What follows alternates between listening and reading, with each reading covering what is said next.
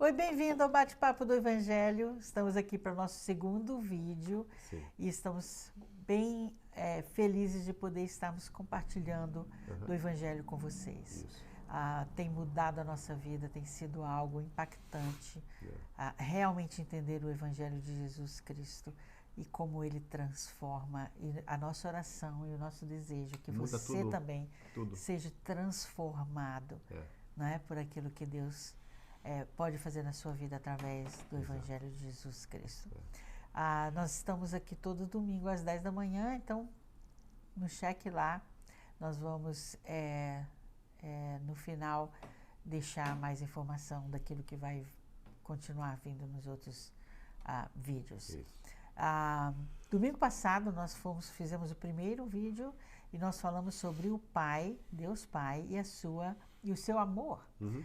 E foi bem interessante, porque nós vemos que a maioria dos cristãos, como incluía nós dois, né, eles veem ou têm uma visão do amor de Deus de uma maneira muito errada.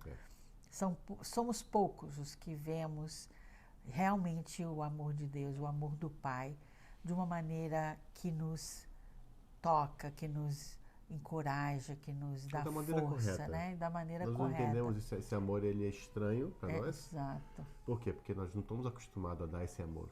Ou receber esse amor. A gente não vê esse amor nas pessoas muitas vezes. Verdade. Ou nunca vê. Então é um amor extraterrestre. Incomum. A gente Sobrenatural. Sobrenatural, exatamente. Então leva tempo para a gente compreender esse amor. Mas nós podemos compreender através das Escrituras.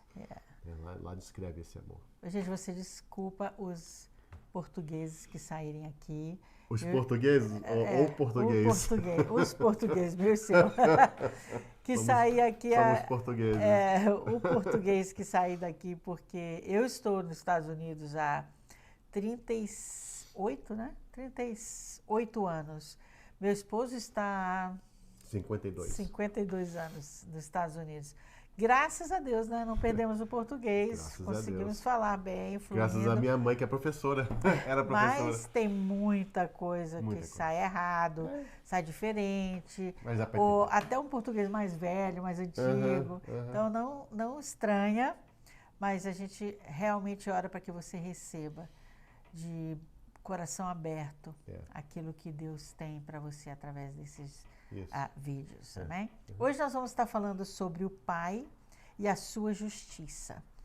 Em 2 de Tessalonicenses, capítulo 1, versículo 6 e o versículo 8 diz assim: Deus é justo, ele retribuirá com aflição aqueles que agora vos afligem, e ele punirá os que não conhecem a Deus e os que não obedecem ao Evangelho de nosso Senhor Jesus. Tremendo, né? Tremendo isso. Então, o amor de Deus, ele é puro e ele é santo. Seu amor demonstra misericórdia, mas exige justiça. Todo pecado, injustiça e maldade devem ser julgados.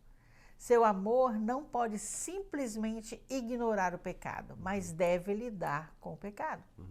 Em nosso sistema humano, existe uma tensão entre justiça e amor. E às vezes, um prevalece à custa do outro. Justiça à custa do amor, ou o amor à custa da justiça. Então, nós vamos ver hoje que Deus é justiça, né? Ele é justo, e ele também é amor. São dois atributos do seu caráter. E nós vamos ver que quando Deus trata conosco, ele não deixa que a justiça seja menor para que o amor prevaleça, ou ele ignora o amor para tratar com a justiça. Ele trata com os dois de uma maneira, com uma harmonia perfeita. E é isso que nós queremos falar hoje. Então, estamos aqui para conversar, não é? E a minha primeira pergunta é: como Deus revela a sua justiça para nós? Bom, ele revela a sua justiça através da sua lei. A lei de Deus é perfeita, ela é justa, ela é santa. Então, quando nós começamos a nos deparar diante da lei, nós vamos ver que ali existe a justiça de Deus, né? Que é demonstrada na lei de Deus, né? Agora, a lei de Deus é dividida em 3 repartições. Tem a lei moral, que a gente conhece, tem a cerimonial, que é o que os sacerdotes faziam no Antigo Testamento, oferecendo holocaustos a Deus, e tem a cultural, ou a social, que são as leis das comidas, né, do que deve ou não deve fazer na sociedade, né, que foi justamente isso que separou Israel como uma nação santa, por causa das suas práticas, que eram diferentes dos seus vizinhos gentios, né?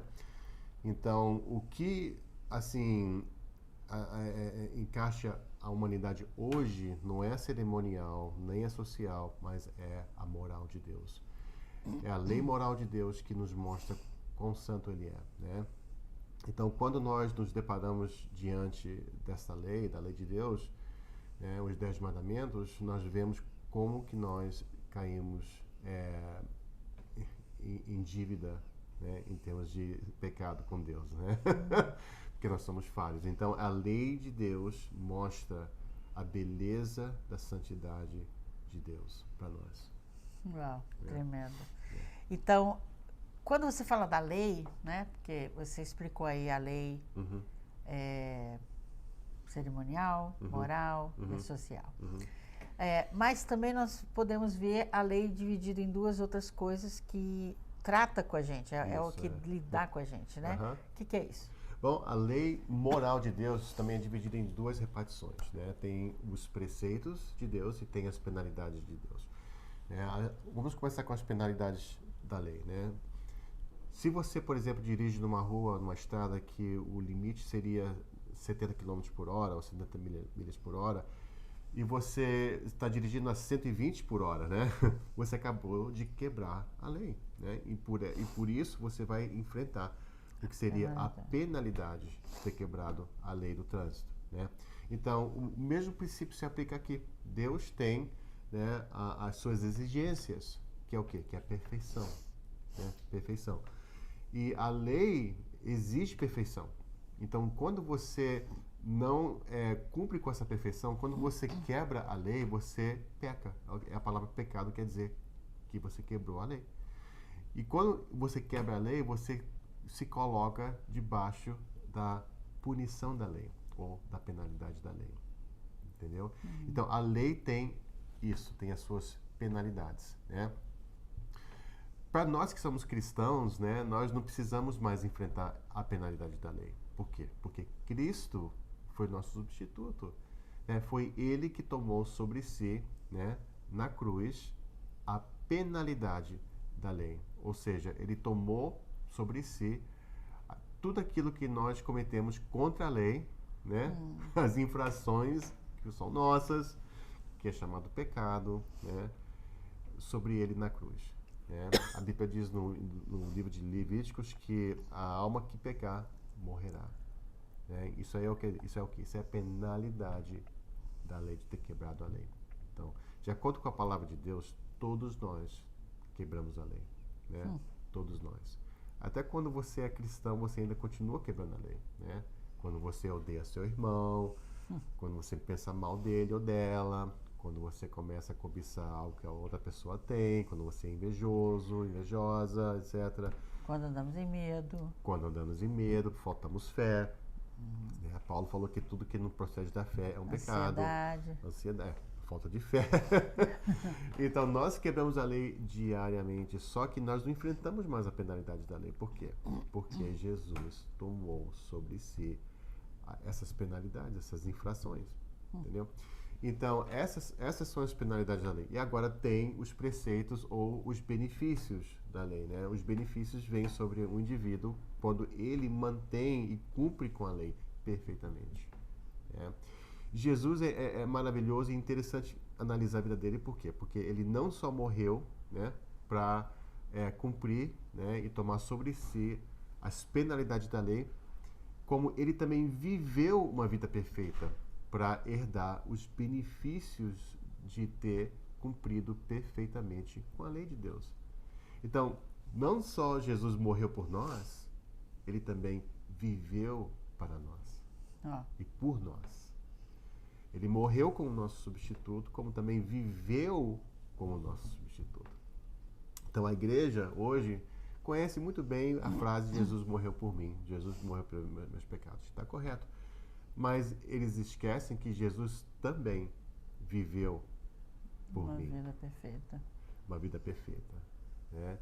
E essa vida perfeita, que nós podemos chamar de perfeita, é porque ele cumpriu perfeitamente a lei. Romanos 10:4 diz que o fim da lei é Cristo, justiça para todo aquele que crê, né? Então, o fim da lei é Cristo. A lei de Deus se cumpre sobre ele, né? E com ele. Por quê? Porque ele manteve a lei perfeitamente, né? E por isso ele herdou as bênçãos, os benefícios, né? O favor de Deus sobre ele, porque ele manteve a lei. E o que é mais lindo no Evangelho não é só que ele morreu por nós, mas que depois da ressurreição ele oferece esses benefícios, que é a graça de Deus, o favor de Deus, a justiça de Deus sobre todo aquele que crê nele, né? Então você hoje recebe os benefícios de alguém que cumpriu a lei. Né? Hoje você tem o favor de Deus sobre você quando você nunca cumpriu perfeitamente a lei. Isso não é amor, né? Então, quando nós olhamos para Cristo, nós vemos isso. Nós vemos alguém que pagou o preço da penalidade, por isso que hoje você não é amaldiçoado, não existe mais maldição sobre você, né? Gálatas, Paulo fala bem claramente isso, né? Que maldito é todo aquele que é pendurado no madeiro. Quem foi pendurado no madeiro? Jesus. Né? Por quê? Porque ele tomou a penalidade de ter quebrado a lei, que é o quê? Que é a maldição, morte. Então, maldição, morte não está mais sobre você. Já caiu sobre ele. Tá? Já foi pago. E nunca mais vai ser requerido de você. E ao mesmo tempo ele compartilha com você as bênçãos, o favor de Deus de alguém que cumpriu com a lei, né? Mas no nosso caso não fomos nós, foi ele. E nós recebemos por meio da fé nele. Amém? Isso é lindo. Então, você praticamente respondeu já a minha pergunta, a segunda pergunta e a terceira, mas nós vamos de novo só para esclarecer melhor. Claro. A segunda pergunta diz, o que a justiça de Deus exige? Né? E você já falou que foi a punição e o pagamento das penalidades. Na verdade? Então, todo pecado deve ser punido. E punido com o castigo mais severo, que é a morte. Não é? E a justiça da lei não pode ser satisfeita a menos que a penalidade seja cumprida. Que é a morte. Que é a morte. Que é a morte. Então, a alma que pecar, morrerá. Entendeu? E Adão enfrentou a justiça de Deus. Entendeu? Só que ele morreu espiritualmente e depois morreu fisicamente, mas ele não recebeu a justiça de Deus ali imediatamente, entendeu? Do jeito que Deus poderia ter feito. No caso de Adão, né, ele se deparou com a justiça de Deus. Por quê? Porque Adão também quebrou o mandamento. Qual foi o mandamento? Não comerás do fruto dessa árvore. E ele quebrou esse mandamento. Então Deus poderia ter matado ele ali na hora. E se Deus fizesse isso, ele estaria no direito de matá-lo. Por quê? Porque ele quebrou a lei de Deus. E nisso ele merecia a morte. Só que nós vemos ali a justiça de Deus, porque Deus tirou ele do jardim, né? Ele perdeu a glória que estava sobre ele de Deus, né? E passou a viver uma vida experimentando a morte todos os dias, morte espiritual e morte. Recebeu uma natureza pecaminosa. Pecaminosa. Né? Então nós vemos também a justiça de Deus aí. E outra coisa que nós vemos também aqui é o amor de Deus. Por quê? Porque nesse caso aqui, Deus pegou um substituto, um animal, né? Que ele matou e da pele do animal ele construiu roupas para cobri-los, né? Porque eles tinham perdido a glória de Deus, agora estavam nus. Então Deus usou um animal para cobri-los, né? Usou um substituto, que é a figura da cruz. Né? E deu a promessa de Jesus. Deu, né? Quando ele falou com a Eva, o seu descendente vai esmagar a cabeça da serpente. Exatamente. Ele não estava falando de qualquer um, ele estava já mostrando ali que ele já havia providenciado e revelado o seu amor através de Jesus. Com certeza. Ali naquele momento. Então ali a justiça e o amor se encontraram. Exato. Né? E foi revelado a Adão e Eva. Que é uma figura da cruz. A figura da cruz. Porque na cruz nós vemos também a justiça de Deus e o amor de Deus trabalhando juntos. E é tão lindo, uma coisa que a gente nem falou no inglês, vou comentar aqui. é que eles entenderam tanto essa referência à justiça com amor, né? Do castigo ser pago, que só seria pelo sangue, né?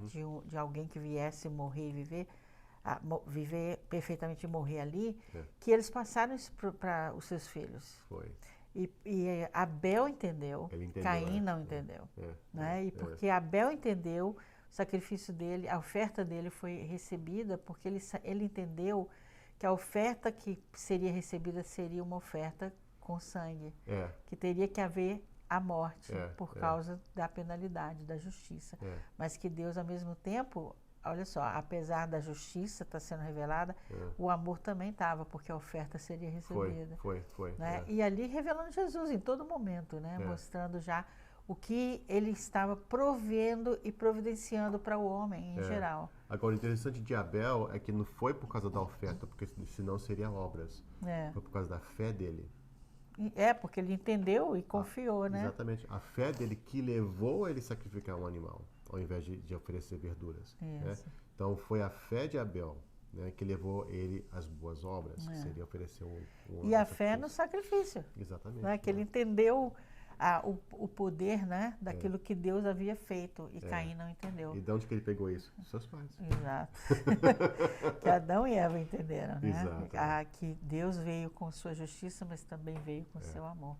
E proveu para eles a salvação que eles precisavam, Exato, né? O que foi também a nossa terceira pergunta. Como a justiça de Deus foi satisfeita? Através da vida e da morte de Jesus. Né? Nós temos que entender que Jesus foi nosso substituto, né, diante de Deus, e ele tomou sobre si toda a ira de Deus. Né? Ele não simplesmente negociou com Deus a nossa redenção, ele não simplesmente tentou desviar a ira de Deus, ele tomou sobre si, ele assumiu o pecado que estava sobre nós. Né? Então, nisso, a justiça de Deus foi satisfeita. E isso quer dizer para nós, hoje, que Deus nunca mais, para aqueles que creem em Jesus, Deus nunca mais vai cobrar de nós e vai pôr sobre nós a sua justiça.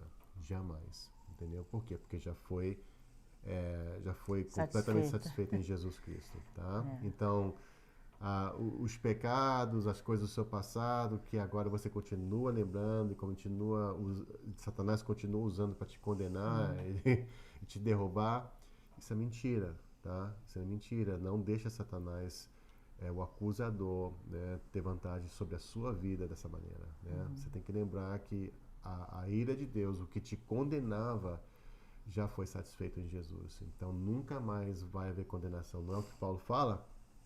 Em Romanos 8:1, que já não há mais condenação para aqueles que estão em Cristo Jesus. Que condenação é essa? É a condenação que vem através da lei. Né? É a penalidade da lei. Então ele fala lá que para os cristãos não existe mais essa condenação. Você nunca mais vai ser condenado pelo juiz da eternidade, pelo juiz do universo. Né? Já você foi absolvido, declarado inocente por causa da sua fé em Jesus Cristo. Amém, amém. Então nós podemos dizer hoje que Jesus é a perfeita harmonia entre a justiça do Pai e o amor do Pai. É perfeito. A Bíblia fala uma palavra até mais específica, ele é a nossa paz. Ele é a nossa paz, ele é o nosso shalom. Ele que trouxe paz entre nós, quebradores da lei, né, homicidas, pecadores, e a santidade de Deus. Ele trouxe paz entre nós dois. Então a guerra acabou.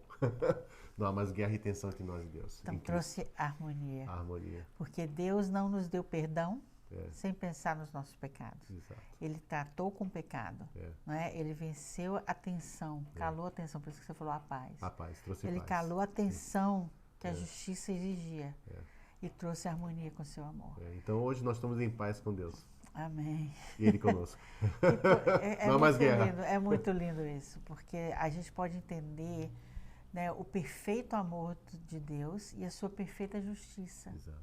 E como Ele providenciou a salvação para nós, sem que a justiça viesse à custa do amor, ou o amor viesse à custa da justiça. Exato. Ele combinou as duas coisas de maneira perfeita. em Jesus e nos mostrou a sua justiça e o seu amor perfeitamente em Jesus. E essa é uma das razões porque aquela frase que a gente escuta muito, né? Ah, eu sou bonzinho e por que eu não vou para o céu? Por que Deus não vai me amar? Não é? Por que Deus... Não, Ele te ama, Ele ama todos nós, mas o amor dele exige que a justiça também seja vista. Sim. Não é? Então, porque Ele me ama muito, Ele providenciou que a justiça fosse satisfeita. E essa justiça foi satisfeita em Jesus. Então, por isso que a Bíblia é bem clara de que a salvação só vem através de Jesus. A única maneira de nós sermos salvos é quando nós confiamos na perfeita harmonia que Jesus veio ser da justiça e do amor de Deus. Então, eu queria que você orasse hoje com as pessoas que não têm essa paz, essa perfeita paz, porque não confiaram naquilo que Jesus fez, não entendiam, talvez, não é? E não confiaram, não puseram, colocaram a sua confiança no amor e na justiça que foi revelada em Jesus. Porque quando nós colocamos a nossa confiança nele, a Bíblia diz que nós somos salvos. Jesus disse que ele veio para os doentes, né? Não veio para aqueles que se acham sãos, né? Ele estava se referindo aos fariseus. Os fariseus eram aqueles que se achavam bom demais, merecedores, né, do céu, merecedores das bênçãos de Deus, né? Agora, pense bem, se todos nós poderemos alcançar o céu e as bênçãos de Deus através das nossas obras, então para que Jesus? Por que ele teve que vir e sofrer e morrer uma morte na cruz por nós? Né? Então não faria sentido. Jesus veio e morreu para mostrar que nós não conseguimos alcançar a justiça de Deus e a perfeição de Deus, e muito menos o céu, né? Através das nossas obras. Então, não focalize nas suas obras, não focalize naquilo que você fez ou deixou de fazer, não focalize nos seus pecados, no seu passado, presente, né? Não focalize nada disso, né? Focalize em Jesus, põe seus olhos nele. Tem uma história no Velho Testamento onde que Israel estava atravessando, né, o deserto, e eles pecaram, né? E aí o que aconteceu foi que Deus soltou, né, cobras para matar eles, e morderam eles e matar eles. Aí Moisés orou e pediu uma instrução a Deus, e Deus falou assim: pega a cobra e coloca no madeiro, e todo aquele que olhar para essa cobra vai ser salvo, né? Isso é uma figura da cruz, é uma figura do Evangelho, né? É uma sombra do Evangelho no Antigo Testamento, né? Então todos que olhavam para aquele madeiro e a cobra eram salvos das cobras, né? Cobra simboliza maldição. O madeiro ali simbolizava a cruz que havia de vir 4.000 anos depois, entende? Então, a solução para a salvação não é tentar, assim, banir as cobras, matar as cobras, porque elas vão te matar. A solução não é olhar para você mesmo, para o que você deixou de fazer ou tenta fazer e continua falhando. A solução é olhar para o madeiro, olhar para a cruz, né? Olhar para Jesus, que foi lá condenado, né? E debaixo da maldição de Deus, que é a cobra, né? Então, a sua solução é olhar para ele, né? E ele te ama, ele vai te perdoar se você pôr sua fé nele, né? E é isso que ele exige, só isso que ele pede, que você creia que ele é o seu Salvador. Creia que ele morreu pelos seus pecados, né?